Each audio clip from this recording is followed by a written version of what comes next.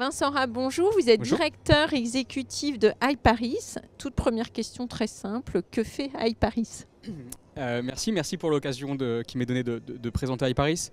Donc iParis, c'est un centre d'IA créé par deux institutions françaises que sont l'Institut Polytechnique de Paris, qui réunit les écoles que sont Polytechnique, Télécom Paris, Télécom Sud Paris, l'ENSTA, l'ENSAE, l'école des Ponts, sur le plateau de Saclay, et HEC. Oui, donc de bonnes fées se sont penchées sur votre berceau.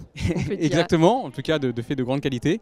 Et donc en 2020, donc il y a 5 ans, avant le boom de l'IA, ils ont décidé de créer un centre dédié à l'IA et aux questions de société. D'accord. Alors, quels sont les principaux objectifs aujourd'hui de iParis? Alors on a 3 principaux piliers. L'objectif, c'est vraiment de structurer la recherche sur le plateau de Saclay dans nos différentes écoles et HEC. À partir de là, on a 3 piliers. Un pilier recherche, pour favoriser la recherche des chercheurs qui sont dans nos laboratoires. Combien de chercheurs à peu près? On a plus de 300 chercheurs en IA. Accélérer la formation, donc la massification des formations en IA, donc avoir plus d'étudiants formés à l'IA, que ce soit en expert IA ou en coloration, des gens qui savent manier l'IA. Et le dernier pilier, l'innovation, accélérer le lien avec les entreprises.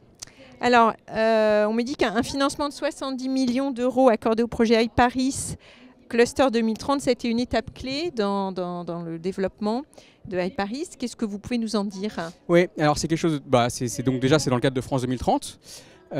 iParis a été labellisé, donc on a 9 IA clusters en France. iParis est un de ces 9-là, un des plus gros.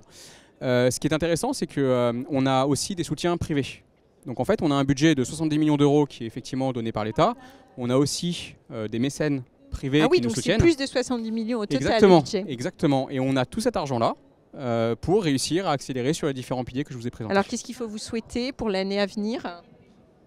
Continuer à opérationnaliser cet argent et peut-être en trouver un peu plus pour aider nos chercheurs. Merci beaucoup. On vous souhaite des belles rencontres ici sur le BIC 2025. Merci à vous, beaucoup. Vincent Rapp.